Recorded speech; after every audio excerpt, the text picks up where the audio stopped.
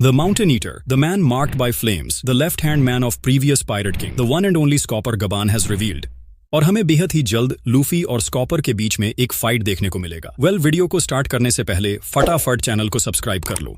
One piece अब Elbaf arc में है और ये कहना बिल्कुल सही होगा कि ओडा ने आखिरी कुछ चैप्टर्स में कमाल कर दिया है। हर चैप्टर के साथ फैंस को एल्बाफ आर्क से बहुत उम्मीद थी, लेकिन ये सोचना मुश्किल है कि कोई भी फैन ये एक्सपेक्ट करता कि ये स्टोरी आर्क इतना अच्छा होगा। बड़े लॉर रिवील्स और कुछ इनक्रेडिबली एक्साइटिंग कैरेक्टर डेब्यूज जैसे कि शैमरॉक का ने फैंस को एल्बाफ के हर चीज के लिए बहुत हाइप कर दिया है। अब वन पीस का लेटेस्ट चैप्टर ने हाइप को नए लेवल्स तक ले जा दिया है, जब एक लेजेंडरी पायरेट को इंट्रोड्यूस किया गया जो कि पुराने पायरेट किंग गोल्डी रोजर और उसके राइट हैंड मैन सिल्वर्स रेली के बराबर माना जाता है। वन पीस चैप्टर 1139 ने ऑफिशियली फैंस को स्कॉपर गबन से मिलवाया करंट टाइमलाइन में। स्कॉपर गबन एक इनक्रेडिबली पावरफुल पायरेट है और एक ऐसा नाम है जिससे फैंस अच्छे से वाकिफ हैं।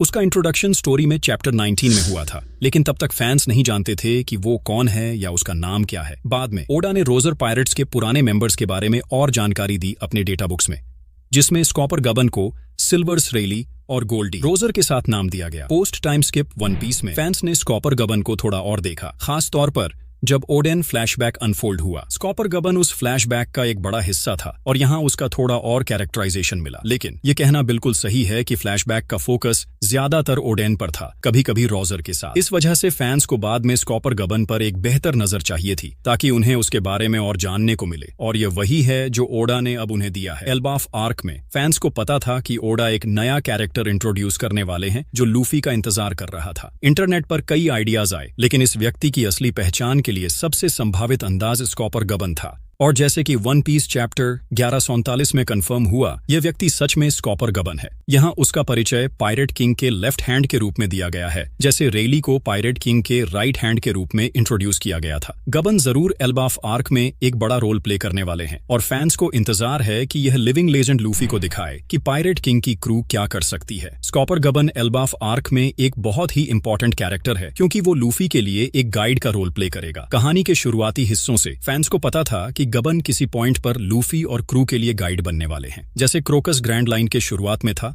और रेली मिड पॉइंट पर था। वैसे ही अब गबन न्यू वर्ल्ड में गाइड बनने वाले हैं, लूफी को टेस्ट करने और वन पीस को क्लेम करने में मदद करने के लिए। वन पीस चैप्टर 1139 में स्कॉपर गबन के बारे में फैंस को बहुत सारी जानकारी मिली। पहली बात, गबन ने खुद को मिनिस्टर ऑफ लव कहा, जो उसे संजी के साथ कंपेयर करता है। उसका यह भी पता चला कि वो रिप्ले का पार्टनर है और कॉलन का बाप है। गबन ने चैप्टर में खुद कंफर्म किया कि वो 80 से कम उम्र का है। उसका बेटा कॉलन 20 साल का है, जबकि उसकी पत्नी रिप्ले 80 साल की है। गबन एल्बाफ में 20 साल से ज्यादा से रह रहा है और वहां वो यासान के नाम से जाना जाता है, लेकिन उसकी लेजेंड हर जगह मशहूर है। जायंट्स के अनुसार स्कॉपर गबन एक लेजेंडरी पायरेट है जिसे मॉन्स्ट्रसली पावरफुल माना जाता है। पुराने दिनों में वो सिल्वर्स रेली के साथ टकराता था और पायरेट किंग गोल्डी रोजर का लेफ्ट हैंड था। एक दिन जब रोजर बीमार था, गबन ने उसे एक माउंटेन के ऊपर हॉस्पिटल ले जाने का काम किया, लेकिन उनके आसपास कुछ पायरेट्स थे जो रोजर को मारना चाहते थे। गबन ने सिर्फ अपने 2 एक्सेस से उन सबको मार दिया। ऐसा कहा जाता है कि गबन ने उस दिन सैकड़ों पायरेट्स को मारा